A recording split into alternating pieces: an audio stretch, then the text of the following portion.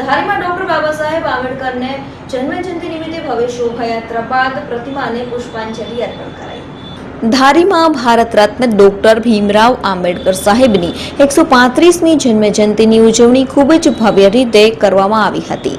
14 એપ્રિલના રોજ ભારત રત્ન ડોક્ટર ભીમરાવ આંબેડકર સાહેબની જન્મજયંતિ હોય તેને નિમિત્તે ધારી ખાતે પણ આ જન્મજયંતિ ખૂબ જ ઉત્સાહપૂર્વક ઉજવવાનું નક્કી કરવામાં આવ્યું હતું, જ્યાં બાબા સાહેબની પ્રતિમાને વંદન કરી ફૂલહાર કરવામાં આવ્યા હતા। કાર્યક્રમની રૂપરેખા અનુસાર પ્રથમ તો શોભાયાત્રા ધારીના વિવિધ માર્ગો પર પસાર કરવામાં આવી હતી। ત્યારબાદ મોટી સંખ્યામાં લોકો ધારી જીવન દામણી હાઈસ્કૂલ ખાતે પહોંચ્યા હતા, જ્યાં સમાજના શ્રેષ્ઠ લોકોનું સન્માન, કન્યા કેળવણી, ઉચ્ચતર શિક્ષણ, દીકરીઓને માત્ર કંકુમાં જ કન્યાદાન કરનાર શ્રેષ્ઠ માવતરનું સન્માન જેવા વિવિધ કાર્યક્રમો યોજાયા હતા। આ કાર્યક્રમમાં ખૂબ મોટી સંખ્યામાં જનમેદની ઉમટી પડી હતી। ત્યારબાદ ભોજનની પણ વ્યવસ્થા આ કાર્યક્રમ અંતર્ગત કરવામાં આવી હતી। આ કાર્યક્રમ અંતર્ગત ધારી પોલીસ વિભાગ દ્વારા પૂરતો પોલીસ બંદોબસ્ત ગોઠવવામાં આવ્યો હતો।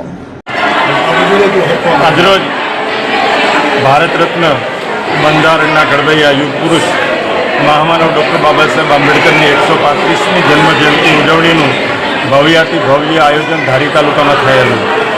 અત્રેના ડૉક્ટર બાબા સાહેબ આંબેડકરના સ્ટેચ્યુથી મહારેલી પ્રસ્થાન થઈ ધારીના રાજમાર્ગોમાંથી પસાર થઈ દામાણી હાઈસ્કૂલના સભાખંડમાં એક વિશાળ સભાના રૂપમાં ફેરવાયેલું।